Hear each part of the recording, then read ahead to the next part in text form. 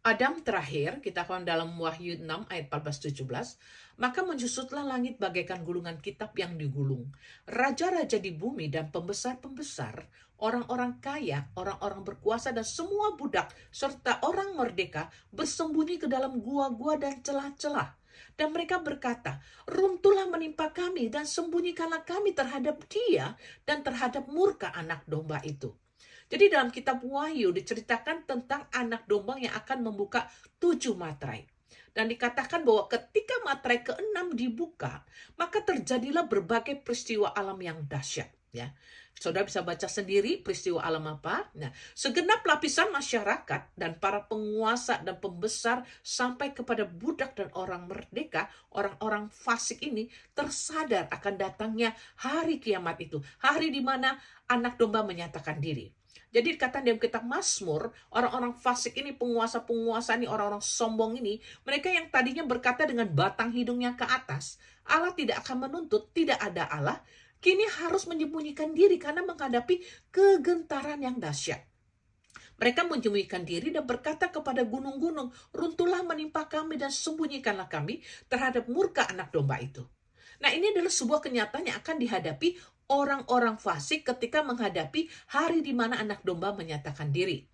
Nah, lalu bagaimana dengan kondisi orang-orang percaya ketika menghadapi hari yang dahsyat itu? Di sini ada dua perbedaan yang mencolok ya. Orang fasik dikatakan berusaha melarikan diri dari hadapan Allah dan menyembunyikan dirinya. Kenapa? Karena hati nurani mereka yang tertuduh menyadari ketidaklayakan mereka ya. Namun tidak demikian hanya dengan orang percaya. Yaitu apa? Karena 1 Yohanes 2 ayat 28 menjelaskan, maka sekarang anak-anakku, tinggallah di dalam Kristus. Supaya apa? Supaya apabila ia menyatakan dirinya, kita beroleh keberanian percaya dan tidak usah malu terhadap dia pada hari kedatangannya. Ya, jadi perlawanan dengan kondisi orang fasik itu. Jadi dua hal yang akan terjadi terhadap orang percaya, yaitu keberanian percaya dan tidak merasa malu berdiri di hadapannya.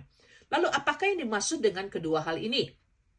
Dikatakan jika kita tinggal di dalam Kristus, maka ada dua hal yang menjadi modal terbesar bagi kita untuk dapat tetap berdiri menyongsong hari Tuhan yang dahsyat itu. Yaitu modal pertama adalah rasa percaya diri yang penuh. Karena apa? Karena kita tahu kita memiliki iman di dalam Kristus ya.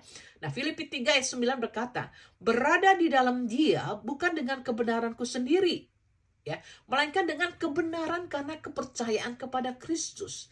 Jadi pada waktu Tuhan Yesus datang, kita memiliki rasa percaya diri karena kita tahu iman kita itu ada di dalam Kristus. Nah, inilah jubah kebenaran. Kita tidak berada di hadapan Tuhan dengan kebenaran kita sendiri, tapi jubah kebenarannya yang dipakaikan kepada kita, sehingga kita layak berdiri di hadapannya. Nah, hal yang kedua yang akan dialami orang percaya adalah kita tidak merasa malu berdiri di hadapannya. Mengapa? Karena firman Tuhan mengajarkan bahwa penyebab utama manusia merasa malu berdiri di hadapan Tuhan itu adalah keadaan ketelanjangan. Ingat nggak kisah tentang Adam dan Hawa? Itu cerita pertama tentang manusia yang menyembunyikan diri di hadapannya karena dosa mereka. Karena mereka menyadari ketelanjangan, ketidaklayakan mereka. Jadi ketelanjangan ini adalah gambaran tentang keadaan manusia yang berdosa di hadapan Allah. Ya. Oleh karena itu, penyebab utama kita tidak malu berdiri di hadapan Tuhan karena ketelanjangan kita telah ditutupi oleh kulit domba Allah ya. Jadi kita tahu bahwa segala dosa dan pelanggaran kita telah ditebus oleh kematian Yesus di atas kayu salib sebagai anak domba. Kejadian 3 ayat 21 berkata, dan Tuhan Allah membuat pakaian dari kulit binatang lalu mengenakan kepada mereka. Jadi inilah kondisi terakhir kita, mengapa kita tidak malu? Karena kita sudah tidak telanjang lagi. Karena kulit binatang itu, yaitu Yesus sebagai anak domba di atas kayu salib itu, telah dipakaikan kepada kita. Darahnya telah dipakaikan kepada kita. Oleh karena itu kita tidak mati, kita menjadi hidup kembali. Karena di dalam 1 Korintus 15:45 dikatakan bahwa Yesus adalah Adam terakhir yang menjadi roh yang menghidupkan. Adam adalah makhluk hidup tapi mati di hadapan Tuhan. Dan Yesus Adam terakhir menjadi roh yang menghidupkan.